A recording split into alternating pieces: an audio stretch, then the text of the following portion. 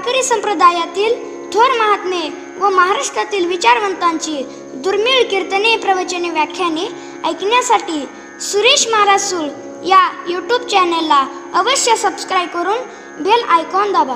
स्वामी महाराज सांगायचे की मनुष्याच्या कर्मात भ्रष्टता नसावी, त्याच्या भक्तिप्रेमात व्यभिचार नसावा आणि त्याच्या ज्ञानामध्ये संशय नसावा. विठ्ठल विठ्ठल विठ्ठल विठ्ठल विठ्ठल विठ्ठल. कोठे गुंतलासी द्वारकेच्या राया, कोठे गुंतलासी द्वारकेच्या राया, वेळ का सखया लाविला. दीनानाथ ब्रीद सांभाळी आपुले, नको पाहो केले पाप पुण्य. पतित पावन ब्रीदे चराचर, पातके अपार उद्धरिले. तुकया बंधू म्हणे द्रौपदीचा धावा, केला तैसा मला पावे आता. दीनानाथ ब्रीद सांभाळी आपुले, नको पाहो केले पाप पुण्य. पांडुरंगा करू प्रथम नमन, पांडुरंगा करू प्रथम नमन. दुसरे चरण संताची या, दुसरे चरण संताची या. पांडुरंगा करू प्रथम नमन, दुसरे चरणा संतांच्या. त्यांच्या कृपादाने कथेचा विस्तारू, बाबाजी सद्गुरु दास तुका. कोठे गुंतलाशी द्वारकेच्या राया, वेळ का सखया लाविला. दीनानाथ ब्रीद सांभाळी आपुले, नको पाहू केले पाप पुण्य.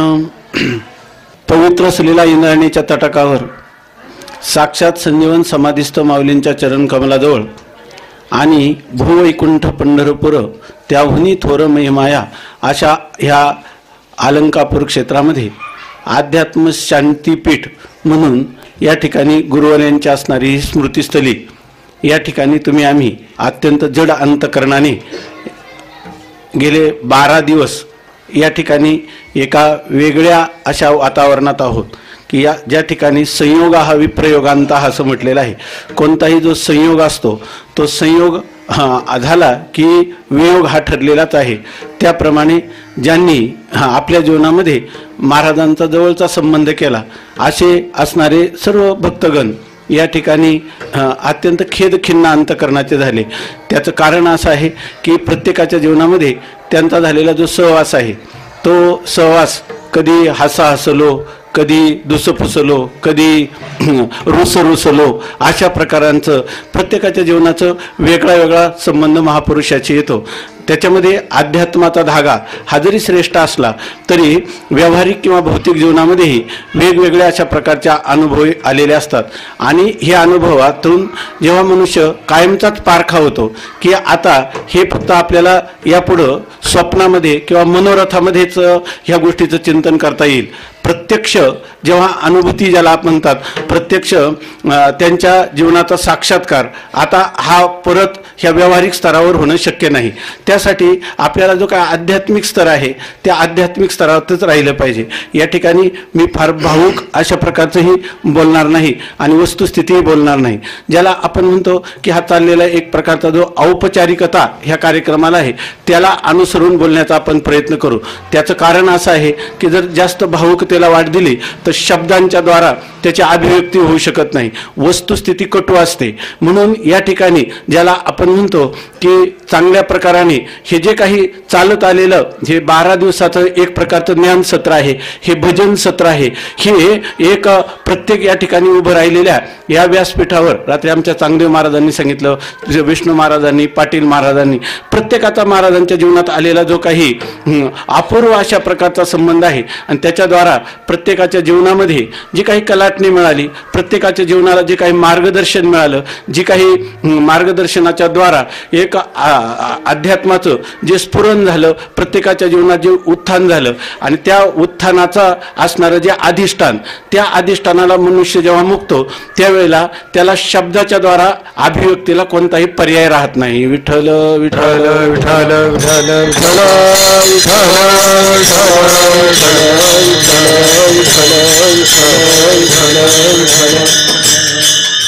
असो.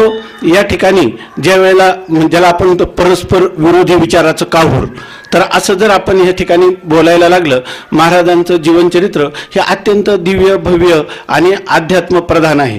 ज्या वेदामध्ये जे 3 कांड आहे, कांडत्रयात्मक असा वेद आहे. एक कर्मकांड, उपासनाकांड आणि ज्ञानकांड.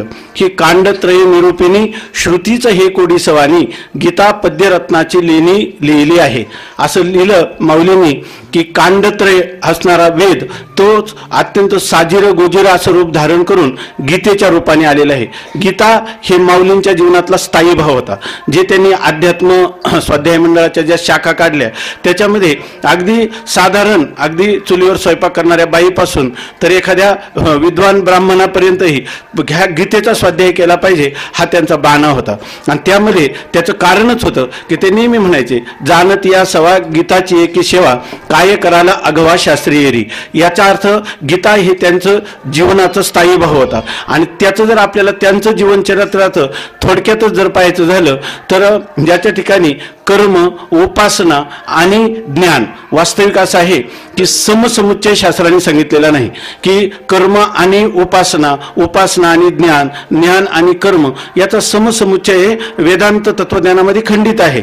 परंतु असंही दिसतं की त्या ठिकाणी ज्या जीवनामध्ये कर्म, उपासना आणि ज्ञान ह्या तिन्हींचाही सम्यक समतोल सुमधुर अशा प्रकारचा समन्वय आहे, ती जीवनं ऋषीमुनींची किंवा महापुरुषांची सर्व समाजाला आदर्शभूत झालेली आहेत. आणि तशा प्रकारचा ह्या तिन्हींचाही समुच्चय बारीक विचार केला तर त्यांच्या जीवनात दिसून येतो. विठ्ठल विठ्ठल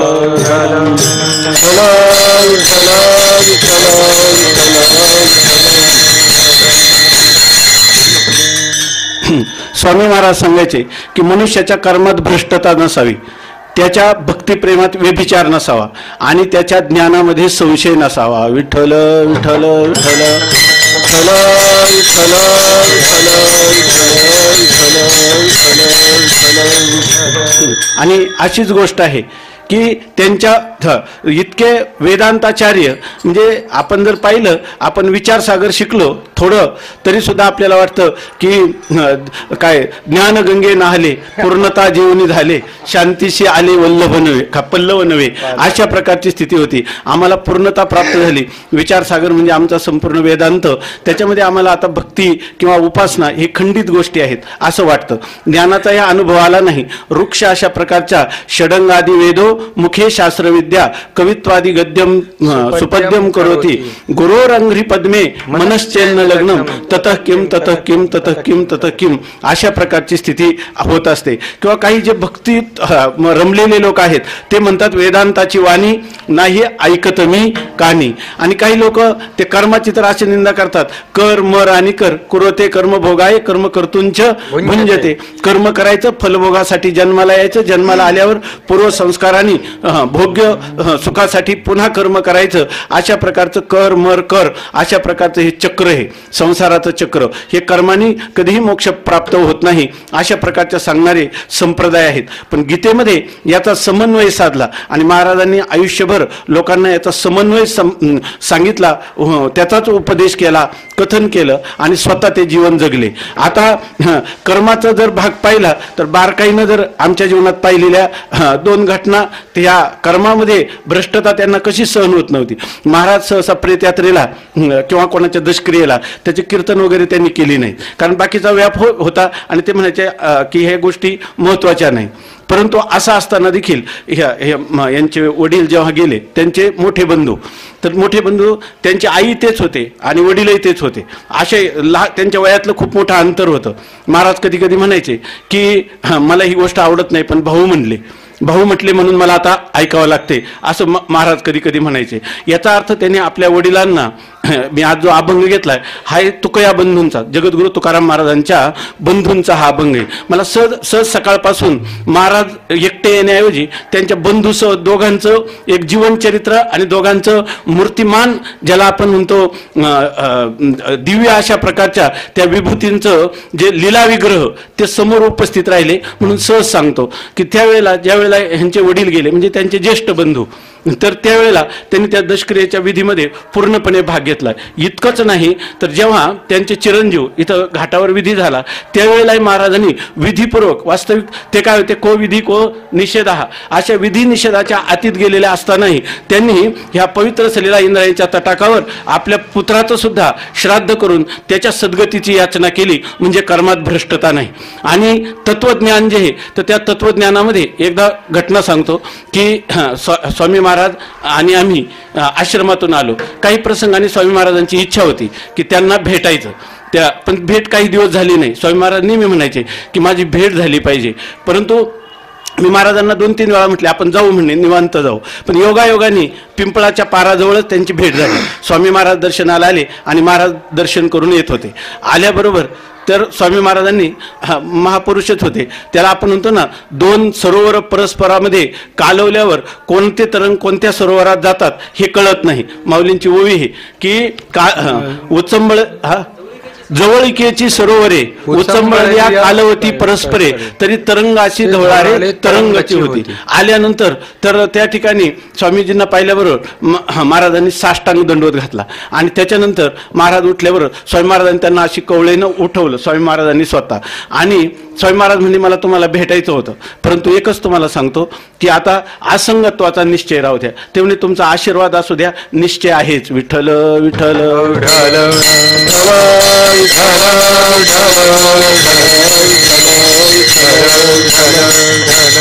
एका परमहंस संन्यासा समोर त्या ठिकाणी आत्मविश्वासाने असंगत्वाचा निश्चय आहेच, आशीर्वाद राहू द्या, याचा अर्थ त्या ज्ञानामध्ये कोणताही संशय नाही. विठ्ठल विठ्ठल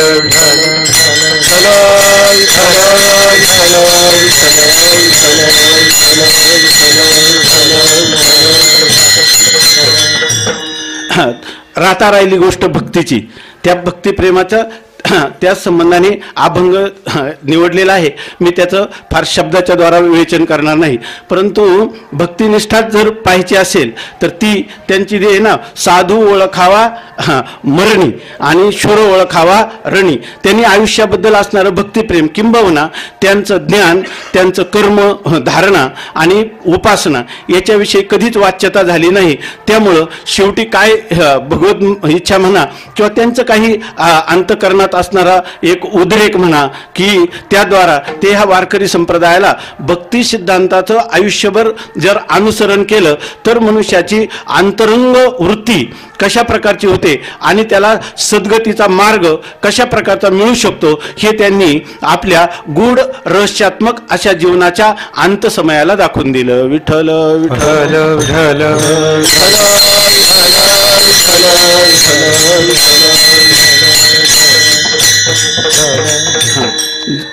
तुकोबाराय ज्या अर्थी म्हणतात, भक्ती प्रेम सुख नेनवे आणि का पंडिता वाचका ज्ञानी अशी, असं म्हणतात. म्हणजे पंडित, वाचक आणि परोक्ष ज्ञानी, आदृढ अपरोक्ष ज्ञानी यांना सुद्धा भक्तिप्रेमाचं काय मूल्य आहे हे कळत नाही, असं मला वाटतं नाथ महाराजांचा अभंग आहे.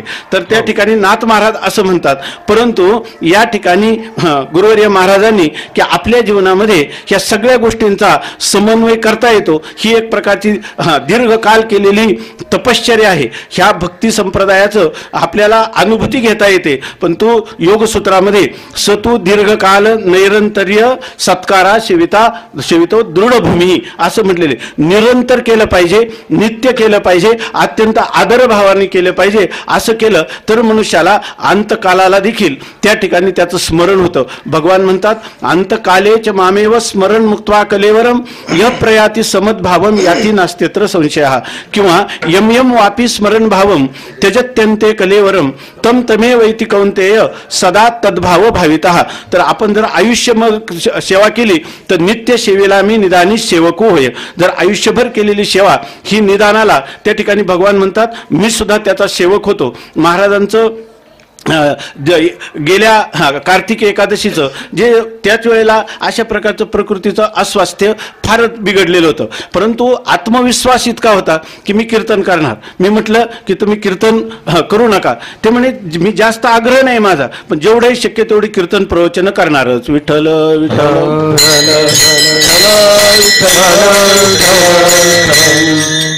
त्या एकादशी पार पाडली. दुसऱ्या एकादशीला नगरला नेलं तर नगरहूनही एकादशीच्या दिवशी बरोबरच आलेच आणि शेवटचं पार्थिव सुद्धा एकादशीलाच आणलं. विठ्ठल विठ्ठल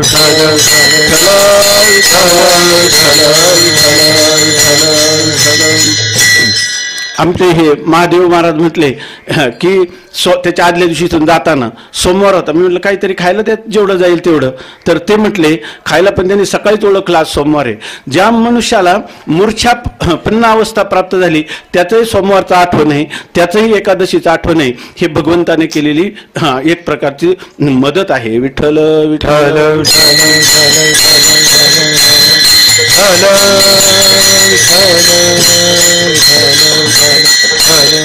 देश काळ वस्तू भेद मावळला आत्मा निर्वाळला विश्वाकारे असं तत्वज्ञानाच्या प्रांतात म्हणणं वेगळं आहे.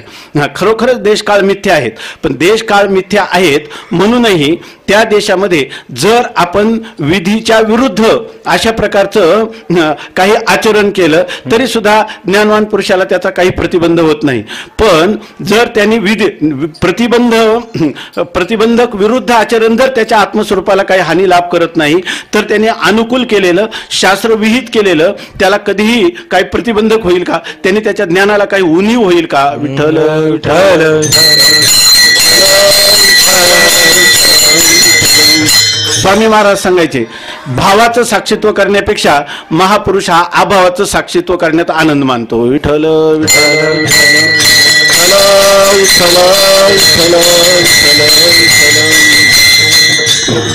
असं आहे की या संबंधाने आता जो अभंग मी वाचून दाखवला तो अभंग आहे जगद्गुरु तुकोबारायांचे धाकटे बंधू जे कान्होबाराय, कान्होबारायांचा हा अभंग आहे. तुकया बंधू काय तुकाया बंधू म्हणे द्रौपदीचा धावा केला तैसा मला पावे आता, अशा प्रकारचा हा अभंग आहे.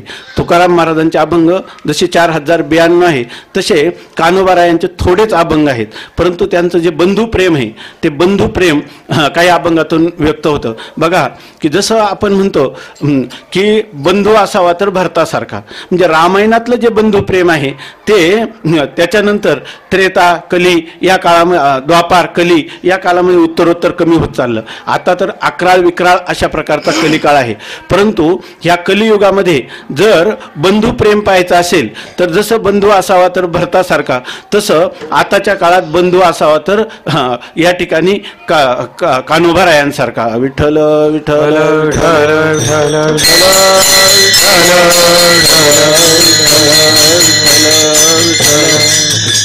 ज्या वेळेला जगद्गुरु तुकोबाराय वैकुंठाला गेले त्यावेळेला भगवान परमात्म्याशी कान्होबाराय कलह करतात आणि तो इतका कलह करतात, धिंद धिंद तुझ्या करीन धिंदड्या दे माझ्या अनुन भावावेगी, माझ्या भावाला परत आण, तू माझा काहीतरी वैराकार या ठिकाणी उजरला की काय, तू परत आणून दे. अशा प्रकारचं तुकोबारायांच्यासाठी देवाशी भांडणारे हे तुकोया बंधू आहेत, त्यांचंच नाव आहे कान्होबाराय.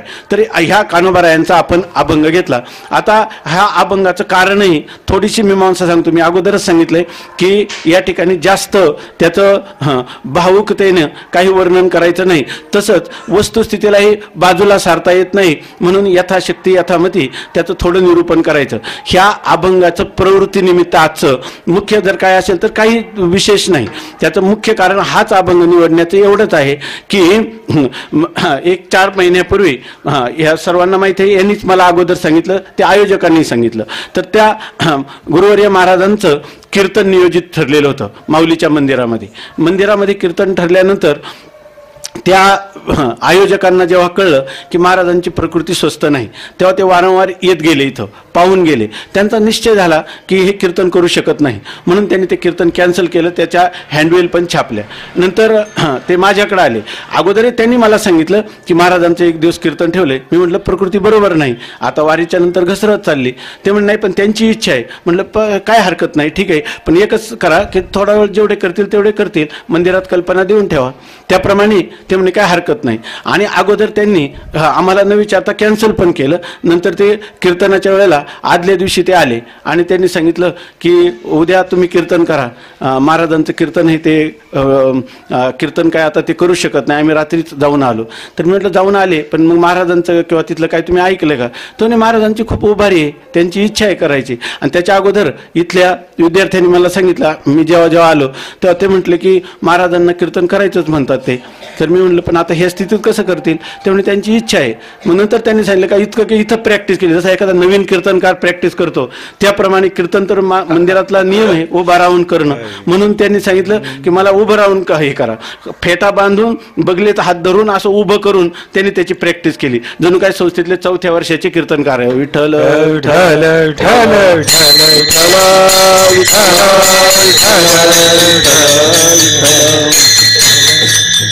आता ते आदल्या दिवशी ते लोक आले आणि त्यांनी सांगितलं की कीर्तन काही होणं शक्य नाही, आता दुसरं कीर्तन केलं पाहिजे. मी म्हटलं आता तुम्हाला दुसरं कीर्तन करता येणार नाही, आता त्यांची इच्छा आहे ना. तर मी संध्याकाळीच येऊन गेलो होतो, कीर्तन करण्यासारखी स्थिती नाही, पण असं त्यांची इच्छा आहे तर आता हे कीर्तन झालंच पाहिजे. ते म्हणे पण मी म्हटलं एवढं मंदिरात विचारा किंवा 15 मिनिटं केलं तर चालेल का? हां बरं, तुम्हाला पुढं करायचं असेल तर दुसरा कीर्तनकार उभा राहिला तर चालेल का? त्याच अभंगावर करायचं असेल तर आपण पुन्हा हे करू. बरं, यांनी सांगितलं की महाराजांनी त्याच्या आदल्या दिवशी त्यांनी असं सांगितलं, पूर्वी महिनाभरचा विषय होता, त्यांनी सांगितलं की महाराजांनी अभंग घ्यायचा ठरवला. कथेची सामुग्री देह अवसानावरी, नको जावो देव भंगा, गात्रे माझी पांडुरंगा, आयुष्य करी उणे परिमजा आवडो कीर्तन. तुका म्हणे हानी या वेगळी मना नानी. हा अभंग पाहिल्यावर कोणाचे मन द्रवीभूत होतं की महाराजांच्या अंतकरणात काय विचाराचं त्या ठिकाणी वावधान चालू असेल, काय विचाराचे तरंग लाटा उसळत असतील. ज्या वेळेला आपल्या ह्या शरीरापासून आता प्राणाचा निश्चित वियोग होण्याचा काळ जवळ आलेला आहे, जसं निजधाम गमन तुकोबारायांचं आलेलं आहे, अशा प्रकारच्या अवस्थेशिवाय ह्या अभंगाचं स्फुरण होऊ शकत नाही. आयुष्यभर कीर्तन केली, कधी कधी एकच अभंगावर आता सारखी टिप्पणी कीर्तन केली नाही. त्यांना वाटेल तो अभंग घ्यायचा, विषय तेच सांगायचे, विषयाचं काही नाही, परंतु त्या अभंगाची प्रस्तावना तास दीड तास आणि अभंग थोडा वेळ, परंतु कायम बदलून अभंग घ्यायचे. पण आताचा जो अभंग होता, जसं त्या काव्याची व्याख्या केली, इंग्लिशमध्ये त्याला म्हणतात poetry is the spontaneous overflow of powerful feeling. त्याला म्हणतात की काव्य जे आहे, खरं मनुष्याचे जे विचार शब्दाच्या द्वारा स्फुरण होतात ते काव्य आहे. तर त्या काव्याचं व्याख्यान केलंय की अंतकरणातल्या भावनांचा उद्रेक शब्दांद्वारा जेव्हा होतो त्याला म्हणतात काव्य. पण आपल्या संप्रदायात ते स्वतः आहे ना एवढ्या साहित्यिक भाषेत बोलणारे होते, पण आपल्या संप्रदायाचा दंडक आहे. जसं काय म्हणतो आपण वार्तिकांता ब्रह्मविद्या, निळोबारायांच्या पुढच्या संतांचे सुद्धा अभंग कहायचे नाही, आपण कुठलं स्वतः कवन काव्य करायचं नाही. त्यांनी त्या ठिकाणी जगद्गुरु तुकोबारायांच्या फक्त अभंगाचं माध्यम केलं आणि आपल्या भावना व्यक्त केल्या. विठ्ठल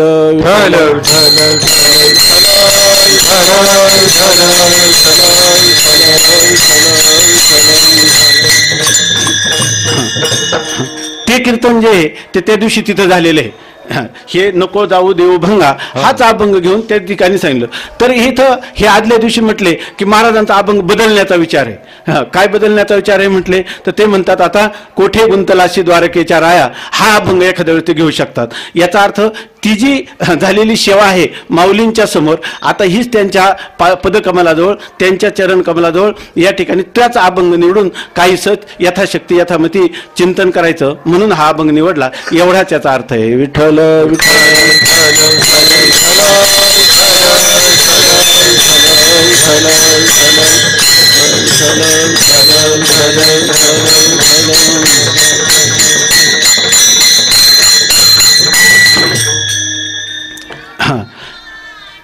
ह्या अभंगाचं चिंतन करायला गेलं आपण आणि गुरुवर्य महाराजांचं जीवन याची जर काही तुलना केली तर आपल्याला ते खरं तर असं आहे की त्या सुभाषितकार म्हणतात वज्रादपि कठोरानी मृदुनी कुसुमादपि लोकोत्तराणाम चेतांसी कोही विज्ञातुम अर्हती.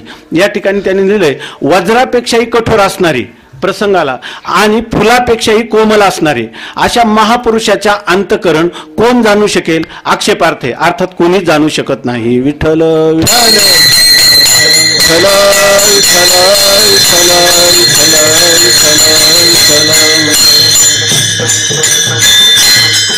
याच धर्मशाळेमध्ये असताना हे आहेत साक्षीदार आमचे शंकर महाराज, पाटील महाराज, चांगदेव महाराज.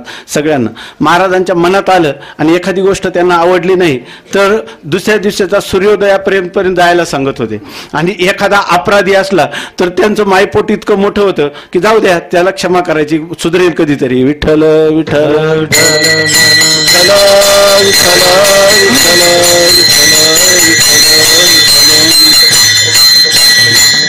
असो अशा प्रकारचं विचाराचं, आचाराचं, भावनेचं आत्यंतिक गांभीर्य ज्या महापुरुषांच्या चित्तात असतं तर त्यांच्या मनाचा ठाव आपण घेऊ शकत नाही. पण कमीत कमी तुकोबारायांच्या अभंगाला त्यांनी दर्पण केलं होतं, आरसा केलं होतं. आणि त्यावेळेला त्यांना ह्या कीर्तनाचं हे अंतिम स्फुरण झालेलं आहे. हा अभंगाचं जी निवड झाली ते त्यांच्या जीवनातलं अंतिम स्फुरण किंवा त्यांच्या जीवनातील ही अंतिम प्रार्थना आहे. विठ्ठल विठ्ठल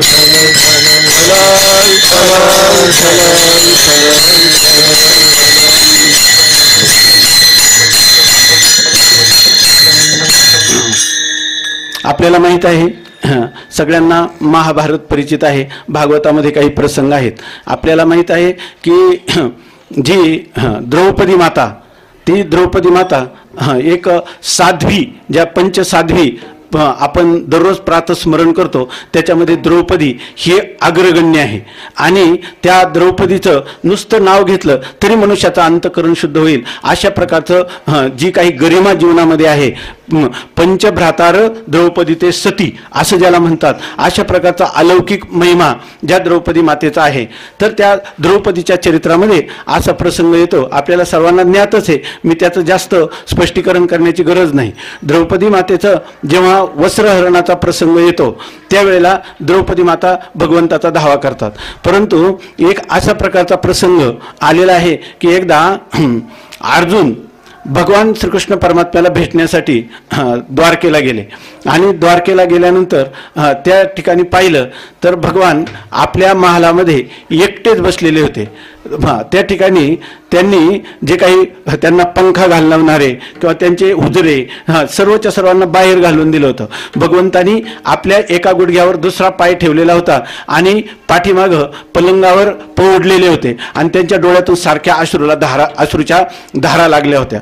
तर त्याच वेळेला अर्जुन अचानक आला हस्तिनापुराहून. आणि अर्जुन आल्यानंतर तो अर्जुनाला काही प्रतिबंध नव्हता, त्यांचं काय होतं, सख्य भाव होता. आपण पहा की अर्जुन आणि परमात्म्याचं किती प्रेम आहे. तर हे सुद्धा एक लक्षात घेण्याची गोष्ट आहे. हा जो अभंग आहे ना, हा सख्य भावाचा परमोत्कर्ष आहे. विठ्ठल विठ्ठल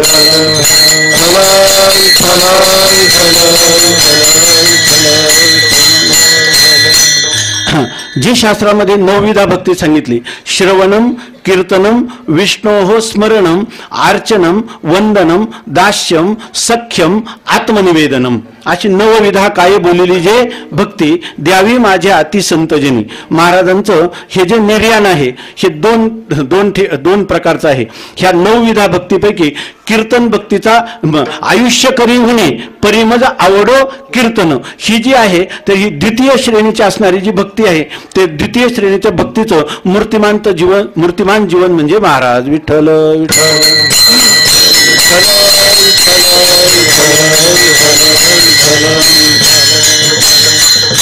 आणि वेळ का सखया लाविला तर हे सख्य भक्तीचं परमोत्कर्ष आहे. विठ्ठल विठ्ठल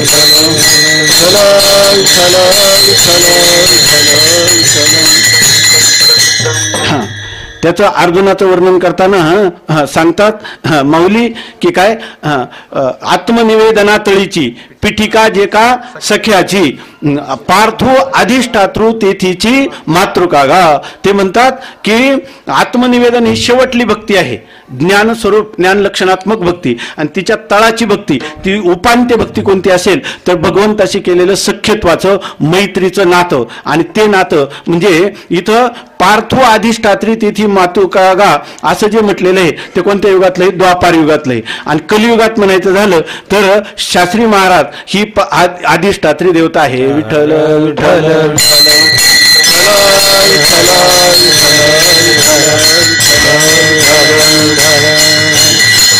असो या ठिकाणी ज्या वेळेला अर्जुन एकदम परमात्म्याच्या श्रीकृष्ण परमात्म्याच्या महालात शिरला, भगवंताच्या अश्रू नेत्रातून पाझरत आहेत, तेव्हा अर्जुनाने विचारलं, देवा काय झालं? आज तुम्ही अगदी एकांतामध्ये बसला आहात आणि आपल्या नेत्रातून घळघळा अश्रू वाहतात, तर झालं काय? याचं कारण काय? मग त्यांनी सांगितलं काही नाही, काही नाही. त्यांनी सांगितलं तुम्ही मला कारण सांगा.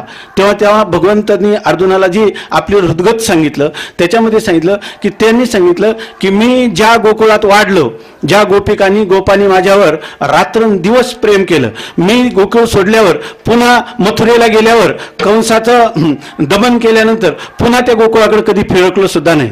तिथली वृक्ष वेली सुद्धा त्या ठिकाणी माझ्या वियोगाने अत्यंत दुःखी झालेल्या होत्या. गायांच्या डोळ्यातून अश्रू होते, गोपिकांची शरीरं क्रूश झालेली होती. अशा प्रकारचं सुद्धा मला काही वाटलं नाही. आणि आता थोड्याच दिवसामध्ये ज्या वेळेला माझ्या स्वतःच्या कुळाचा संहार करून जाणार आहे मी निजधामाला, त्याचं मला काही वाटत नाही. माझं जे काय आहे श्रीकृष्ण परमात्मा ही ज्ञानाची अधिष्ठात्री देवता आहे. त्यामुळं माझ्या जीवनामध्ये सुख दुःखे समे कृत्वा लाभालाभो जया जय ततो युद्धा युज्यस्व नैवम पापम वापशिशी. मी तुलाच उपदेश केला की नाही, लाभ आलाभ मान अपमान जय विजय याच्यामध्ये माझ्या अंतःकरणवृत्तीचा कधीच भंग होत नाही. पण माझ्या जीवनात एक असा प्रसंग घडला की त्या प्रसंगाची आठवण आली का मला नेत्रातून अश्रूंनाच वाट करून द्यावी लागते. विठ्ठल विठ्ठल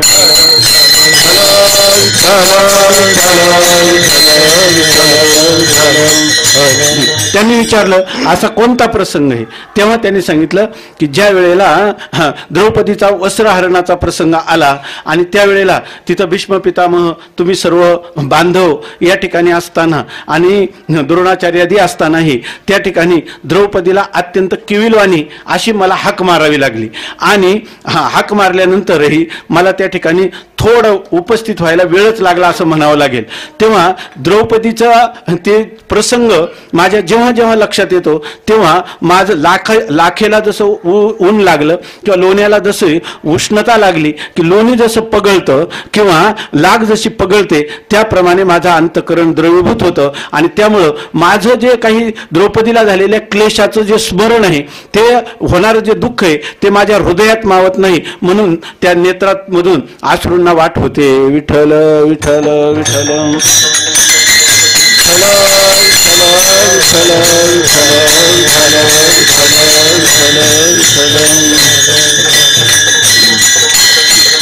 त्याचं कारण ते सांगत होते. भगवान परमात्मा म्हणतात ते म्हणे अरे तू आला आणि तुम्ही देवा द्रौपदीचं रक्षण केलं नाही का? द्रौपदीच्या आती साकडी काय द्रौपदीच्या आती साकडी का त्वा निजांगे घालून उडी वस्त्राच्या कोडी पुरविल्या. त्या ठिकाणी तू स्वतः उडी घातली आणि त्या ठिकाणी एवढंच नाही तर द्रौपदी पांचाळी सभे माझे कौरवी पांचाळी सभे माझी आणली.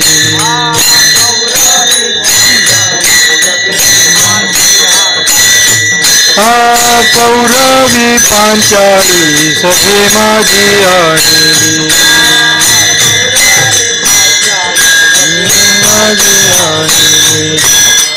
वस्त्रे हरणे वस्त्रे कैशी घाली माऊली.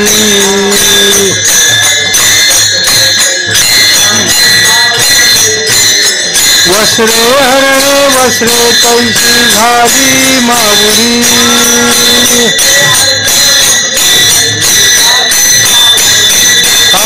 पांडुरंगे येई ओ पांडुरंगे पांडुरंगे येई ओ पांडुरंगे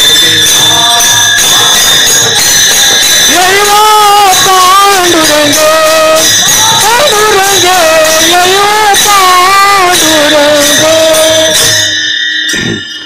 भगवान परमात्मा अर्जुनाला सांगतात की अर्जुना असं आहे, जरी मी तिच्या अति साकडेमध्ये मी त्या ठिकाणी उडी घातली, परंतु उडी घातल्यानंतरही तर ते नेसता दिसेल ते उघडी म्हणून नेसती लुगडी सोय झालो, तिची वस्त्रच मी झालो, तरी सुद्धा मला वाटतं की मला त्याचा अजून खेद होतो. आता याच्यापेक्षा जास्त काय करू शकतो? ते म्हणे की तिला जी याचना करावी लागली, मला सुद्धा हाक मारली, मी माझ्या जीवनामध्ये द्रौपदीची थोडी चेष्टा केली म्हणे. द्रौपदीने विचारलं, द्रौपदी रुसली आणि भगवान आले तरी द्रौपदी बोलायला तयार नाही. तेव्हा भगवान म्हणतात, अरे तुझं एवढ्या संकटातून रक्षण केलं आणि तू माझ्याकडे वर सुद्धा पाहत नाही. तेव्हा तिने सांगितलं की देवा, मी तुला इतका धावा केला तरी तू तत्क्षणी यायला पाहिजे होतं, तू किती उशीर केला. मला वस्त्र दातात धरण्याची वेळ आली, स्वसंरक्षण, पतींच्या द्वारा संरक्षण, सगळ्यांकडे याचना करावी लागली आणि सगळ्यात शेवटी तू आला, तू पण लवकर आला नाही. तेव्हा भगवान म्हणे, असं नाही द्रौपदी, ही तुझी चूक आहे. ज्या वेळेला तू म्हटली द्वारकावासीन, तेव्हा मी द्वारकेमध्ये गेलो.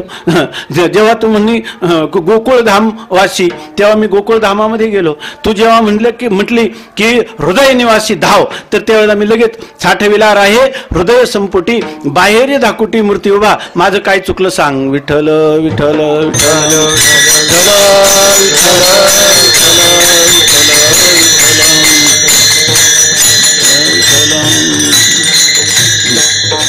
अशा प्रकारचं जी द्रौपदीची स्थिती होती आणि त्या स्थितीप्रमाणे या ठिकाणी जगद्गुरु तुकाराम महाराज आपल्या आयुष्यभर परमार्थ केला. आणि तुकाराम महाराज म्हणतात ना की तुकोबारायांचा एक अभंग आहे, जरा कर्णमुळी सांगवा आली गोठी, मृत्यूची भेटी जवळी आली. या ठिकाणी माझ्या कानामध्ये एक केस पिकला, याचा अर्थ ह्या वार्धक्याने मला या ठिकाणी कानाच्या मुळाशी ह्या पिकलेल्या केसाने मला काही उपदेश केला की मृत्यूची भेटी जवळी आली. तर असं झाल्यामुळं जगद्गुरु तुकोबाराय सावध झाले. आणि जगद्गुरु तुकोबाराय म्हणतात की आता मृत्यूचा एक अव्यवहित पूर्वक्षण का होईना मला या भगवंताची ओरावरी भेट झाली पाहिजे. आणि त्यासाठी तुकाराम महाराजांना रात्रंदिवस तळमळ लागली. आपल्याला माहित आहे जगद्गुरु तुकाराम महाराजांनी भामचंद्र डोंगरावर जे 15 दिवसाचं अनुष्ठान केलं, त्याच्यामध्ये अन्न नाही पाणी नाही, विंचू सर्प व्याघ्र अंगाशी झोंबले, पेडू जे लागले सकळीक, अशा प्रकारची स्थिती असताना देखील जगद्गुरु तुकोबाराय म्हणतात एक तर आता हा देह पडेल किंवा परमात्म्याची भेटी होईल. म्हणजे त्याने आपल्याला माहित आहे 15 दिवसा माझी साक्षात्कार झाला, विठोबा भेटला निराकार, भांबगिरी पाठारी वस्ती दान केली, वृत्ती स्थिरावली परब्रह्मी. तुकाराम महाराजांना सगुण साकार परमात्म्याचं दर्शन झालं, सगुण निराकार परमात्म्याचं दर्शन झालं.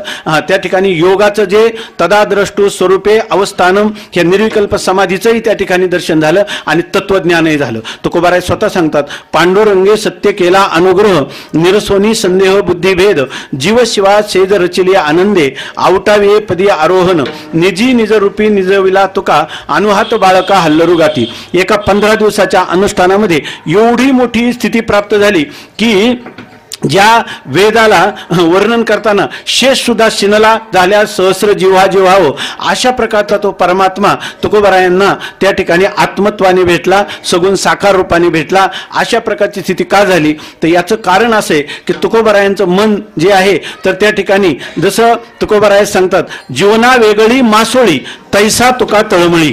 या ठिकाणी हे सुद्धा उदाहरणं कमी पडतात की कन्या सासुऱ्याशी जाये, मागे परतोनी पाहे, तैसे झाले माझ्या जीवा, केव्हा भेटशी केशवा. याच्यापेक्षाही जीवना वेगळी मासोळी, लहानसा मासा जसा पाण्यातून वेगळा काढल्यावर तडफडतो, त्याप्रमाणे जगद्गुरु तुकोबारायांची अवस्था झाली. आणि म्हणूनच त्यांना त्या ठिकाणी साक्षात पांडुरंग परमात्म्याला भेट द्यावी लागली. त्याचप्रमाणे गुरुवर्य महाराजांचं ही शेवटची असणारी जी मनस्थिती आहे ती मनस्थिती द्विधा झालेली होती. कालच मी थोडं सांगितलं की या मनस्थिती द्विधा झाली होती. पहिल्यांदा आहे त्यांना स्वतःच्या आजाराची कल्पना नव्हती आणि त्यांच्या ठिकाणी आत्मविश्वास दृढ होता. दुसरी गोष्ट की आयुष्यभरचं जे काही आरोग्य म्हणतात ते त्यांना भगवंतांनी चांगल्या प्रकाराने दिलं होतं. थोडासा मुळव्याचा वगैरे त्रास सोडला तर जीवन अत्यंत नियमित असल्यामुळं पाटील महाराजांनी परवा सांगितलं, इथं बसले तर शिव थरगळा पाणी चौकशी केली. म्हणजे त्यांचं नियम कुठेही खायचं, काहीही खायचं, कसंही खायचं हे नाही, उपाशी राहतील परंतु त्या ठिकाणी आपल्या नियमाचं उल्लंघन करणार नाहीत. विठ्ठल विठ्ठल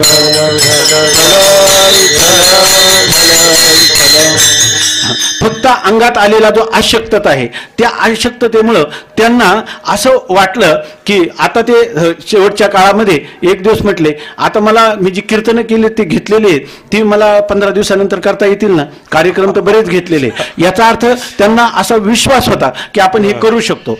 तर त्यांनी सांगितलं की विठ्ठल विठ्ठल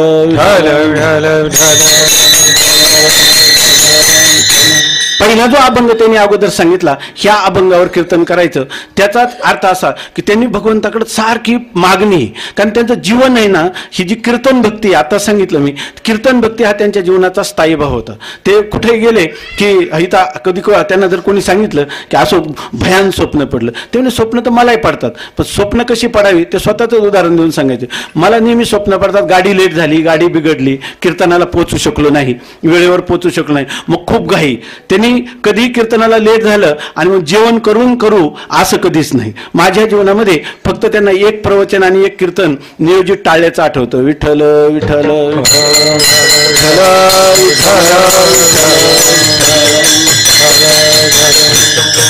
त्यामुळं त्यांना जीवनामध्ये कीर्तन करणं ही सेवा. वास्तविक कीर्तन ही एक नवविधा भक्तीतली भक्तीच आहे, पण ती त्यांनी आपल्या जीवनातली साधना केली होती.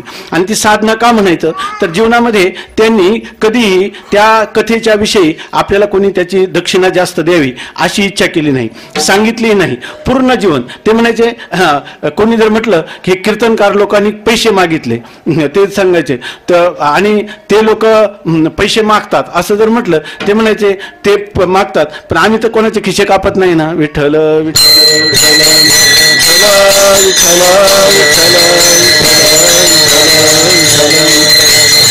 असो, या ठिकाणी सांप्रदायिक मर्यादाचं पालन हे त्यांचं जीवन होतं, जीवन उरत होतं. आणि त्यामुळं त्यांना असं वाटलं की आता येणारी अशक्तता, आणि ती अशक्तता त्यांना अनुभवाला आली वारीमध्ये, त्या सर्व कीर्तन प्रवचन करताना येणारा उत्तरोत्तर जो थकवा.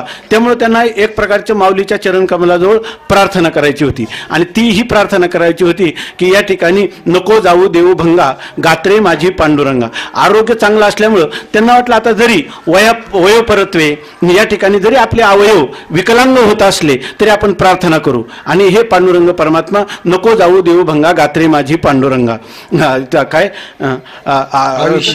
कथेची सामग्री देह अवसानावरी, आपण म्हणतो शरीरा माध्यम खलु धर्म साधनम.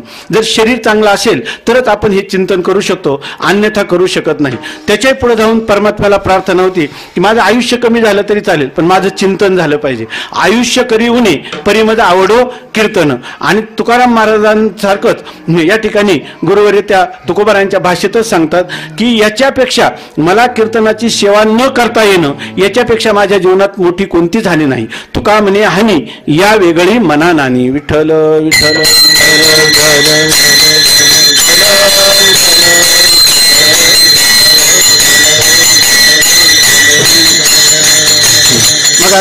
मग प्रवाहात सांगायचं राहिलं की ज्या वेळेला माऊलींच्या मंदिरात महाराजांना आणलं तर त्याच्या अगोदरचा 1 तास असा की त्या ठिकाणी त्यांनी त्या चोपदारांना वगैरे सांगितलं, आणि त्या माऊलीच्या संस्थांनी सांगितलं की आता त्यांचं कीर्तन करू नका, कारण ते बसून कीर्तन करण्याची पद्धत नाही.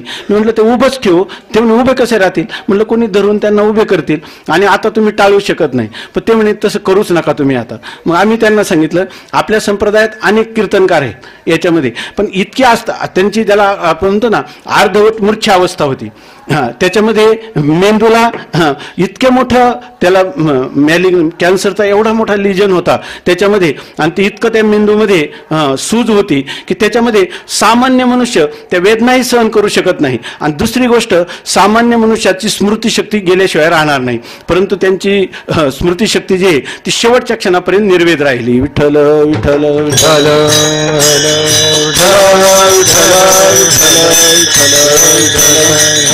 असो. मग त्यांना सांगितलं की आता आम्ही कीर्तन कोणी करील, परंतु यांना धरून तुमच्या नियमाला कुठे बाद न येता या ठिकाणी हे कीर्तन झालंच पाहिजे. शेवटी ते झालं त्या प्रकारचं. एवढंच नाही तर त्यांना तो निरोप आहे तर तो तिथून झाल्यानंतर सरळ माऊलीच्या समाधीजवळ नेलं. तर येताना जेव्हा ह्या इकडच्या हनुमानरायाच्या दरवाजाकडून महाराज खाली आणलं आणि त्यांना त्या सायकलवर बसवलं, तेव्हा सुद्धा त्यांनी फेटा सावरला. तेव्हा सुद्धा आपल्याला कीर्तन करायचे असा फेटा वर केला, आणि आतमध्ये आल्यानंतर मात्र ते पूर्ण गलित गात्र झाले होते, आणि त्यावेळेला डोळे सुद्धा त्यांचे पूर्ण उघडण्याचं सामर्थ्य नव्हतं. परंतु त्याही क्षणामध्ये त्यांनी जेव्हा त्या कीर्तनकाराने अभंग घेतला कथेची सामग्री देह अवसानावरी, तर त्यावेळेला कमीत कमी 3-4 वेळा त्यांनी डोळे पुसले. याचा अर्थ त्यांना ती एक अशा प्रकारचं उद्रेक अंतकरणामध्ये होता की मी भगवंताची सेवा करू शकत नाही, माऊलींच्या समोर मी कीर्तन करू शकत नाही. आणि त्यावेळेला मला असं वाटतं की आधी 2 दिवस त्यांचा जो यांना सांगितला की बा अभंग काय कोठे गुंतलाशी द्वारकेच्या राया, तर आता तर आपण याच्यामधून हा आपला अंतिम क्षण जवळ येत चाललेला आहे. आणि आता जर या ठिकाणी जर तुकोबारांचे सारखे अभंग जर ही सेवा होत नसेल तर या ठिकाणातून प्राणांचं उत्क्रमण झालेलं बरं. आणि त्याच काळामध्ये त्यांनी जी प्रार्थना निवडली तो म्हणजे आजचा अभंग असावा. विठ्ठल विठ्ठल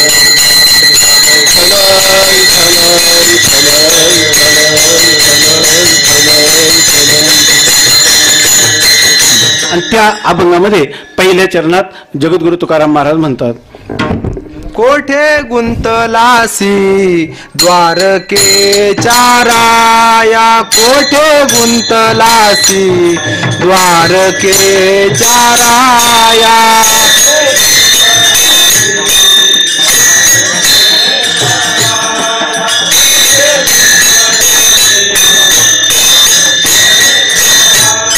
कोठे गुंतलासी द्वारकेच्या राया, कोठे गुंतलासी द्वारकेच्या राया.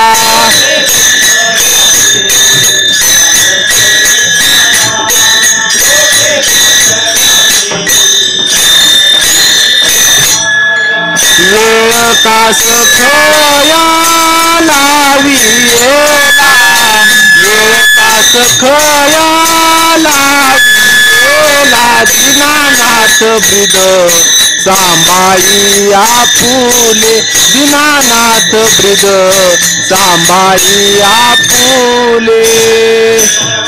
खया लाविला वेळ कास खया लाविला, दीनानाथ ब्रिद सांभाळी आपू, दीनानाथ ब्रिद सांभाळी आपुले. जगद्गुरु तुकोबाराय म्हणतात, कोठे गुंतलाशी द्वारकेच्या राया, वेळ का सखया लावेला. या ठिकाणी त्यांच्या शरीराच्या प्राणोत्क्रमणाची ते वाट पाहतात. जसं भीष्म शिरपंजरी उत्तरायणाची वाट पाहत राहिले तसा एक दिवस आड जाऊन त्या ठिकाणी ह्या जो काही एकादशी, त्या एकादशीचा ज्याच्यामध्ये पौष महिना आहे, त्याला पौषच ना महिना, तर पुष्णाती ती पौषा, जो भक्तिरसाला पुष्ट करणारा हा महिना आहे. आणि त्याच्यामध्ये असणारी ही एकादशी, त्या एकादशीच्याच पर्वावर त्यांना या ठिकाणी देहाचं विसर्जन करायचं होतं. म्हणून ही शेवटचीच त्यांची प्रार्थना आहे. आणि ही प्रार्थना केली आणि ती पांडुरंग परमात्म्याने त्यांची पूर्ण केली. विठ्ठल विठ्ठल विठ्ठल विठ्ठल विठ्ठल विठ्ठल विठ्ठल विठ्ठल विठ्ठल. कोठे गुंतलाशी द्वारकेच्या राया, द्वारकेचा खरी ही शरीर हीच काय आहे, द्वारका आहे. आणि त्या शरीराचा प्रधान नियंता जेने हा जीव दिला दान, तयाचे करीन चिंतन, जगत जीवन नारायण गायीन गुण तयाचे. आता या ठिकाणी त्या परमात्म्याला, द्वारकेच्या राजाला, भगवान श्रीकृष्ण परमात्म्याला, पांडुरंग परमात्म्याला प्रार्थना करतात की तू कुठे गुंतलास, म्हणजे तू कुठलं तुला काही काम आहे का, की ज्या किंवा या ठिकाणी माझ्याकडून काही अपराध झाला का, काय नेमकं तुम्हाला का माझ्या हाकेला ओ का देत नाहीस. म्हणून म्हणतात कोठे गुंतलाशी द्वारकेच्या राया. कशावरून, तर जशी द्रौपदी म्हणते वेळ का सखया लाविला, ज्या अर्थी मी आता तुला प्रार्थना करतो, आता मी म्हणत नाही आयुष्य करी होणे परी मज आवडो कीर्तन, आता म्हणत नाही. जसं तुकाराम महाराजांच्या निर्याणाच्या अभंगे तुकाराम महाराज म्हणतात, दळी कांडी लोका ऐसे परिमी नसे ते ठाई. आता मला दळण कांडण व्यवहार याच्यात कोणत्याही प्रकारचा तेथे चित्त लागलेसे. तुका म्हणे तेथे पिसे, येथे पिसे तैसे तेथे, तेथे तैसे असेल. याप्रमाणे आता तुझ्या पायाजवळ येण्याचा प्रसंग प्राप्त होत आहे. म्हणून म्हणतात वेळ का सखया लाविला. आणि त्याच्यामध्ये जर कदाचित पुन्हा पुढे सांगतात, हे परमात्मन तुला कदाचित वाटत असेल तर आमच्या जीवनामध्ये असणारे जे काही वैगुण्य, आमच्या जीवनामध्ये जो काही असणारा उत्कर्ष आम्हाला त्या ठिकाणी नाही पुण्याची मोजणी नाही पापाची टोचणी चाले जैसे गंगोघाचे पाणी. आमचं जीवन गंगेच्या ओघाप्रमाणे सरळ प्रवाहित अशा प्रकारचं राहिलेलं आहे. या ठिकाणी सुख दुःख पाप पुण्य यांचा काही विचार करायचं कारण नाही. कारण तू आम्ही कसेही असले तरी तू मात्र दीनानाथ आहे. तुझं हे ब्रीद आहे. तुझी ही एक प्रकारची असणारी तुझी असणारी प्रतिज्ञा आहे आणि त्या प्रतिज्ञेला असून तू तुझ्या प्रतिज्ञेचा सांभाळ कर अशा प्रकारचे दुसऱ्या चरणामध्ये सांगतात. दीनानाथा ब्रीद सांभाळी आपुले दीनानाथा ब्रीद सांभाळी आपुले ब्रीद सांभाळी आपुले दीनानाथ ब्रीद सांभाळी आपुले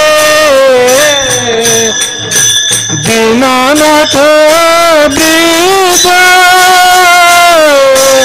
सांभाळी आपुले दीनानाथ ब्रीद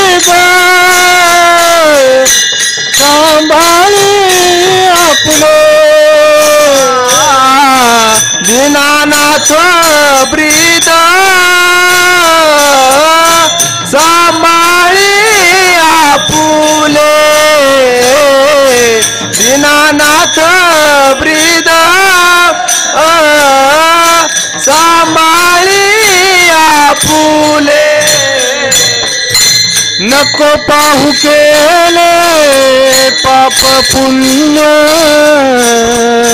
नको पाहू केले पाप पुण्य नको पाहू केले पाप पुण्य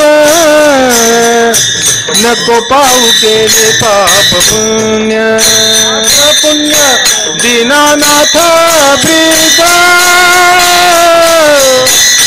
सांभाळी आपुले दीनानाथ ब्रीद सांभाळी आपुले पाहू केले पाप पुण्य नको पाहू केले पाप पुण्य नको पाहू केले पाप पुण्य नको पाहू केले पाप पुण्य पाप पुण्य दीनानाथ ब्रीद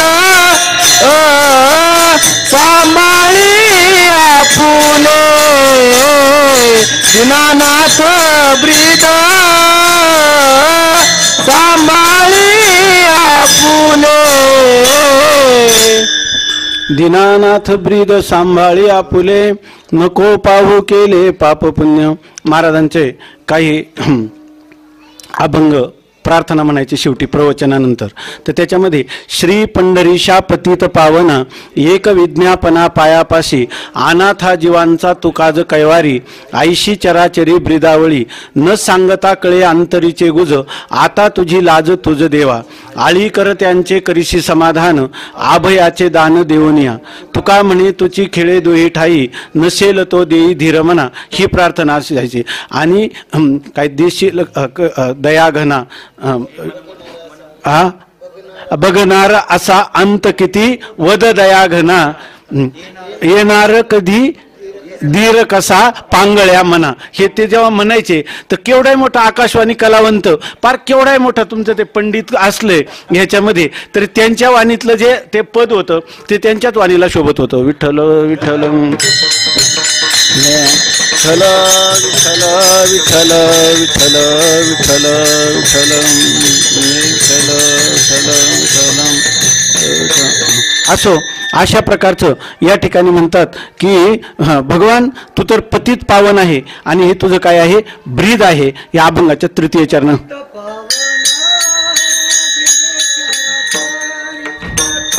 पावना चराचरी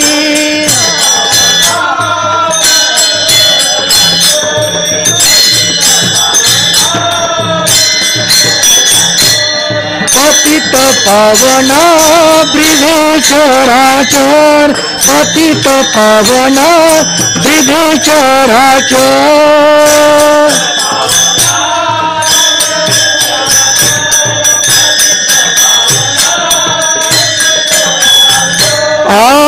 पातकी अपार उद्धरिले पातकी अपार उद्धरिले दीनानाथ ब्रिद सांभाळी आपुन दीनानाथ ब्रिद सांभाळी आपुन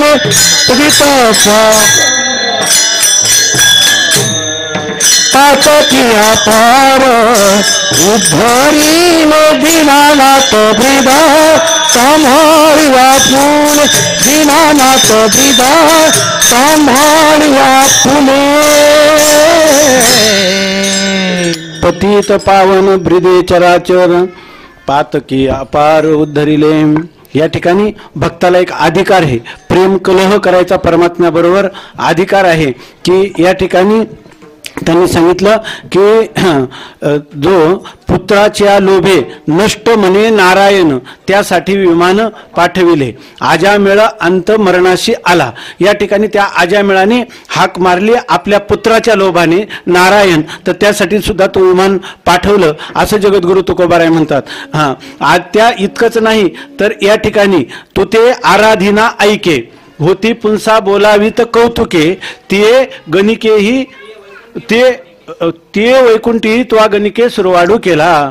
ती आपल्या पोपटाला राघोबा म्हणत होती, ते तुझंच नाव आहे असं समजून तू त्या गणिकेला देखील वैकुंठाचं सुख प्राप्त करून दिलं. म्हणून ही पतित पावन ब्रिदे चराचर अशा प्रकारची स्थिती असल्यामुळं काय पातकी अपार उद्धरिले अशी स्थिती असल्यामुळं तुला माझा उद्धार करणं, माझ्या हाकेला ओ देणं या ठिकाणी तुला आवश्यक आहे. आणि तो असं आहे की तुझा हाक मारल्याबरोबर तू विठाई या ठिकाणी धावून आलीच पाहिजे अशा प्रकारची ही हाक होती. आणि त्यानंतर जगद्गुरु तुकोबाराय अभंगाच्या 4थ्या चरणामध्ये तुकोबारायांचे बंधू कान्होबाराय, तर या कान्होबाराय या ठिकाणी परमात्म्याला अशा प्रकारची एक विनंती करतात. आणि विनंती करताना आता जे आपण चिंतन केलं ते द्रौपदीचं उदाहरण देतो. तुकया बंधू माने द्रौपदीचा दावा तुकया बंधू माने द्रौपदीचा धावा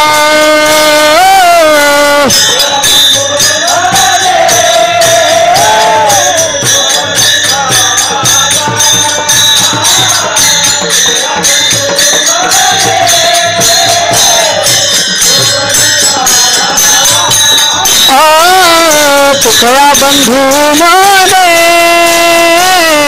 द्रौपदीचा धावा तुकया बंधू माने द्रौपदीचा धावा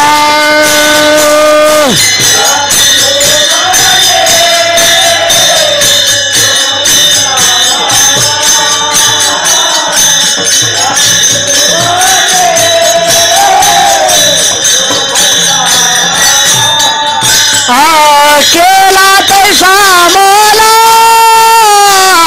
केला कैसा मोला पाले आता पाले आता पाले आता दीनानाथ ब्रीद सांभाळिया फुले दीनानाथ ब्रीद सांभाळिया फुले केला कैसा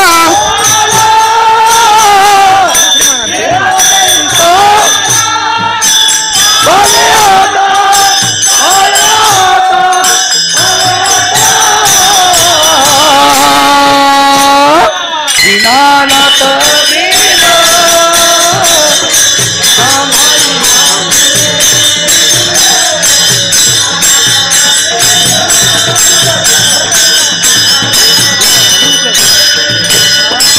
तुकया बंधू मोले द्रुपदीचा धावा तुकया बंधू मोले द्रुपदीचा धावा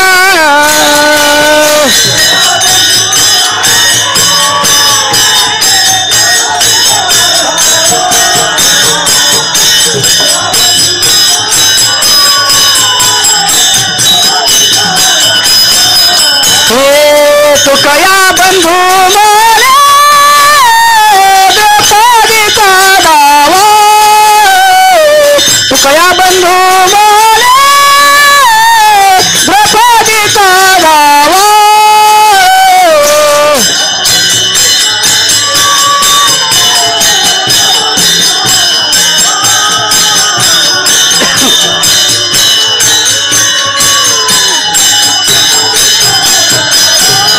केला तैसा मला पाळे आता केला तैसा मला पाळे आता दीनानाथ ब्रीद समाई आपुले दीनानाथ ब्रीद समाई आपुले केला तैसा मला पाळे आता केला तैसा मला पाळे आता दीनानाथ ब्रीद समाई आपुले दीनानाथ ब्रीद समाई आपुले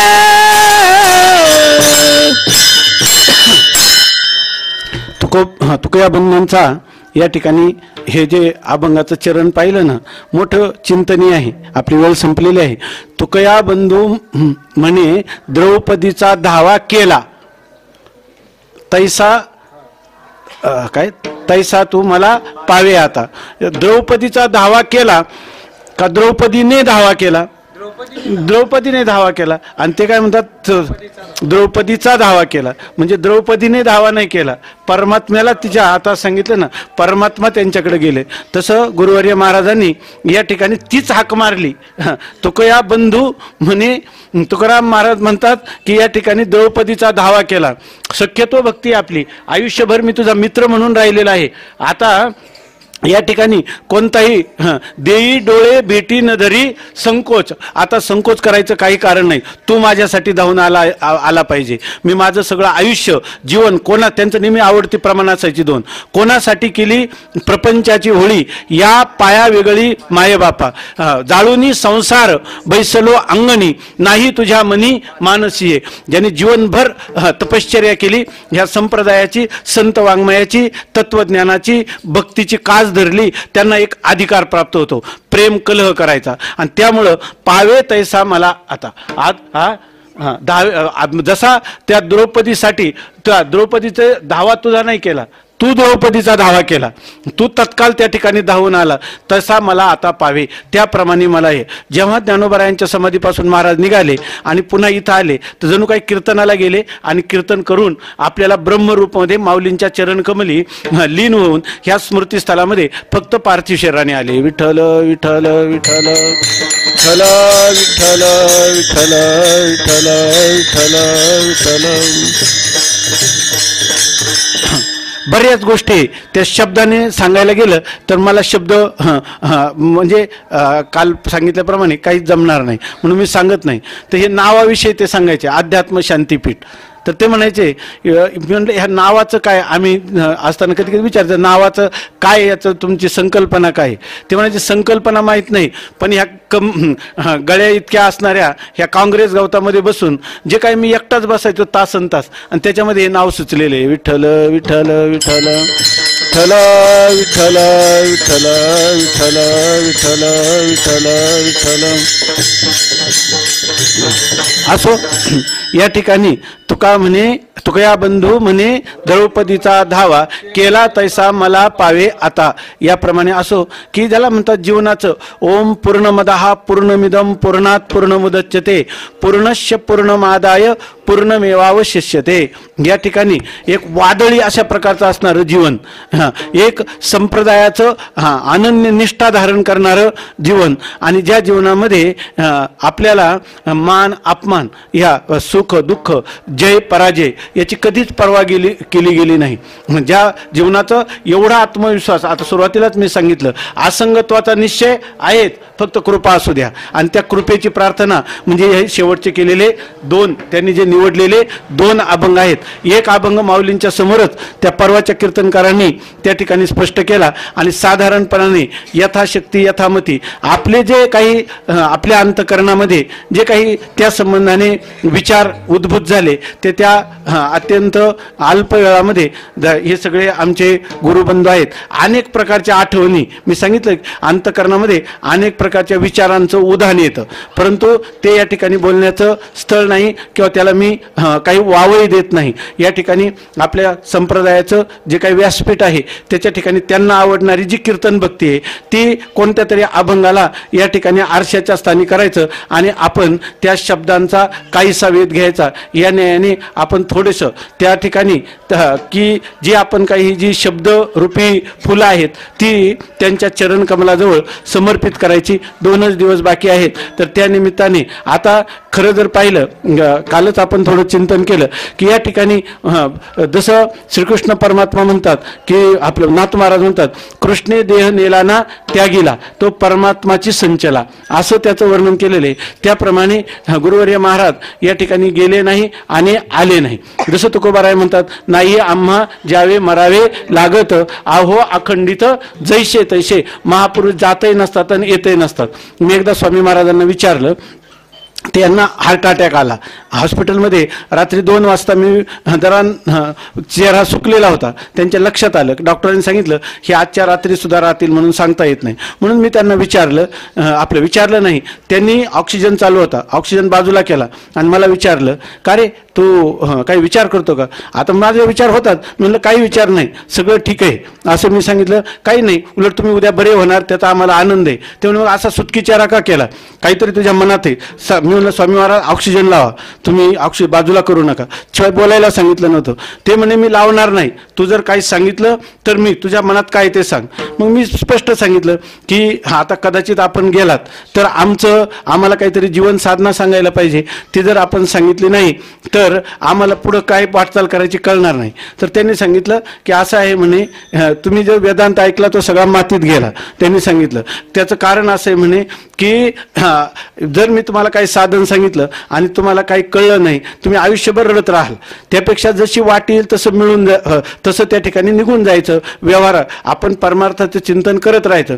आणि तुम्हाला कोणी सांगितलं मी गेल्यावर मी कधी जाणार आहे की तुम्हाला सगळ्यांना पुढं घालून जाईल म्हणणे, असं ते बोलले. याचाच अर्थ खरं महापुरुष जे असतात ते आपल्याला सगळ्यांना पुढेच घालणार आहे. याचा अर्थ जोपर्यंत कल्पांतापर्यंत आपला उद्धार होणार नाही तोपर्यंत त्यांना जाताच येणार नाही. त्यांचा अंतरात्मा ह्या वायुमंडलामध्ये तुमचा आमचा मागे पुढे उभा आहे, सांभाळीत आलिया आघात निवाराया, अशा प्रकारचे महापुरुष आहे. भागवतामध्ये एक संमत श्लोक आलेला आहे की कर्मलोपो भवेद यदी का तेषाम मत्कर्म कुरताम पुंसाम कर्मलोपो भवेद यदी. तर त्यांनी लिहिलं, माझ्यासाठी कर्म करत असताना जर त्या कर्मामध्ये आपल्या जीवनात काही वैगुण्य झालं तरी तेषाम कर्म कुर्वंती तिसरं कोट्या महर्षया, ह्या अंतराळामध्ये असणारे कोट्यावधी ऋषीचे आत्मे ते पूर्ण करून घेत असतात. म्हणून या ठिकाणी आपल्याला त्यांचं निर्याण म्हणजे या ठिकाणी फक्त हे शरीरात हा जो विग्रह आहे हा विग्रह गेलेला आहे. आत्मरूपाने महापुरुष अमरच असतात. किंबहुना आपल्याला सुद्धा ह्याच उपदेशासाठी आलेले असतात. अमराहा खरे की पहा खोटे हे, न म्हणा देह माझा ऐसा मग भरवसा कळेल. यासाठी हे महापुरुष याच्यासाठी आलेले असतात आणि त्यांचं आपलं जीवन कार्य पूर्ण झालं म्हणजे ते आपल्या स्वरूपात जात असतात. महाराजांच्या ह्या 2 अभंगाचं चिंतन केलं तर त्याच्यावरून असं दिसतं की महाराजांना या ठिकाणी जर त्यांना असं वाटलं की मी विदेह कैवल्याला प्राप्त व्हावं, ज्या पुरुषांनी जीवनमुक्तीच्या विलक्षण सुखाचा कितीतरी प्रतिबंध असताना देखील ज्यांनी आपल्या जीवनाची जी ज्याला आपण जीवनाची जी धारणा किंवा जीवन प्रणाली, त्या जीवन प्रणालीला सोडलं नाही तर ते विधेय कैवल्याला सुद्धा भुलणार नाही. त्या ठिकाणी याजसाठी काय याजसाठी केला होता अट्टाहास, शेवटचा दिस गोड व्हावा, असं जरी आहे तसंच या ठिकाणी आम्हाला जन्मांतर जरी आली तरी चालतील. याचा अर्थ असा आहे, घेईन मी जन्म याजसाठी देवा, तुझी चरण सेवा साधावया, उपवास पारणी राखिला दारवंटा, केला भोगवटा आम्हाला घे. जे काही या उत्तर कालामध्ये या ठिकाणी असणारे जे थोर महात्मे आहे, त्यातले एक वयोवृद्ध, तपवृद्ध आणि एक अनुभूती संपन्न अशा महापुरुषांना तुम्ही आम्ही जरी बाह्य दृष्टीनं मुकला असलो तरी त्यांची जीवनामधील जे काही श्रवण केलेलं आहे, त्यांच्या जे जीवनचरित्रातला जो भाग आपण अवलोकन केलेला आहे, तर त्या सगळ्याचं आपल्यावर त्यांच्या चरणी अशी प्रार्थना करायची की आम्हाला अव्यवहित मरणाच्या अव्यवहित एक क्षण का होईना आपल्याला जशी प्रार्थना सुचली, किमान तशी प्रार्थना आम्हाला आमच्या अंतकरणात स्फुरद्रूप होऊ द्या. संत गेले जया ठाया, देवराया पाववी, अशी प्रकारची या जी काही शब्दकुसुमांजली त्यांच्या चरणी समर्पण करायची आणि त्यांच्या चरणी आपण प्रार्थना करायची की अशा प्रकारची ही सद्बुद्धी आमच्या अंतकरणात स्फुरद्रूप हो आणि आम्हालाही शेवटच्या काळामध्ये ह्या मरणाच्या एक क्षण का होईनापूर्वी ह्याच प्रकारची भावना, ह्याच प्रकारची धारणा, अशाच प्रकारचं ज्ञान, अशाच प्रकारचं सत्कर्म आमच्या ठिकाणी घडू दे, अशा प्रकारची प्रार्थना करून आज या चिंतनाला आपण विराम देऊ. विठोबा रखुमाई, जय विठोबा रखुमाई, विठोबा रखुमाई, विठोबा रखुमाई, विठोबा रखुमाई.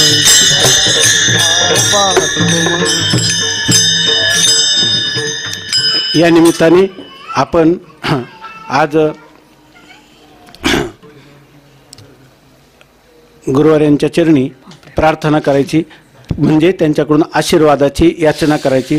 ती अशी, सर्वेत्र सुखिनः सन्तु सर्वे सन्तु निरामयः सर्वे भद्राणि पश्यन्तु मा कश्चित दुःखमाप्नुयात्. आपण सर्वजण सर्वत्र सुखी असोत, सर्वजण सुखी असोत, सर्वे सन्तु निरामयः सर्व निरोगी असोत, सर्वे भद्राणि पश्यन्तु सगळ्यांना चांगल्या गोष्टी ऐकायला पाहायला मिळत, मा कश्चित दुःख भाग भवेत आणि कोणाच्याही वाट्याला दुःख न येवो, अशा प्रकारची पुनश्च प्रार्थना करून या ठिकाणी आपण चिंतनाला विराम देऊ. ज्ञानेश्वर माऊली, ज्ञानेश्वर माऊली, ज्ञानराज माऊली, ज्ञानेश्वर माऊली, ज्ञानेश्वर माऊली, ज्ञानराज माऊली, ज्ञानेश्वर माऊली, ज्ञानेश्वर माऊली, ज्ञानेश्वर माऊली.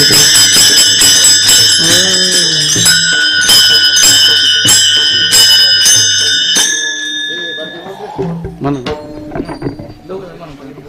या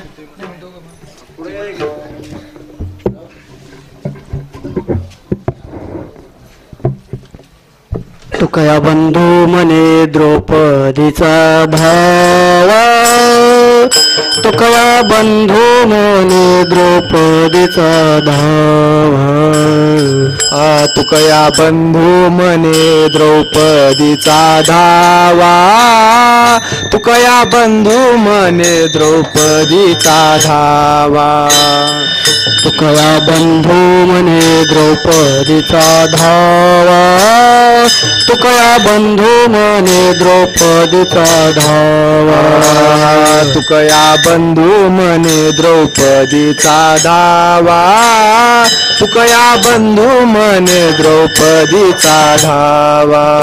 केला तैसा मला पावे आता, केला तैसा मला पावे आता, दीनानाथ ब्रीद सांभाळी आपुले, दीनानाथ ब्रीद सांभाळी आपुले, दीनानाथ ब्रीद सांभाळी आपुले, दीनानाथ ब्रीद सांभाळी आपुले. केला तैसा मला पावे आता, केला तैसा मला पावे आता दीनानाथ ब्रीद सांभाळी आपुले दीनानाथ ब्रीद सांभाळी आपुले दीनानाथ ब्रीद सांभाळी आपुले दीनानाथ ब्रीद सांभाळी आपुले नको पाहू केले पाप पुण्य नको पाहू केले पाप पुण्य दीनानाथ ब्रीद सांभाळी आपुले दीनानाथ ब्रीद सांभाळी आपुले दीनानाथ ब्रीद सांभाळी आपुले दीनानाथ ब्रीद सांभाळी आपुले नको पाहू केले पाप पुण्य आ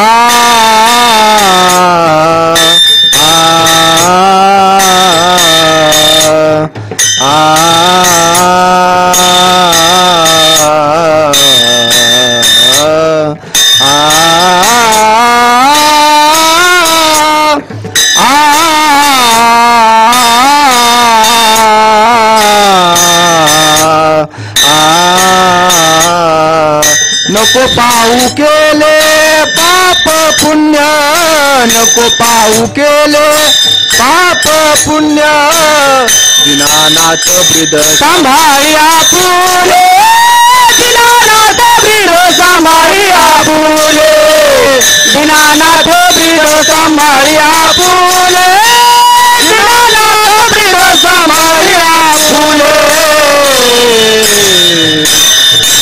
विठ्ठल जय जय विठ्ठल जय जय विठ्ठल जय जय विठ्ठल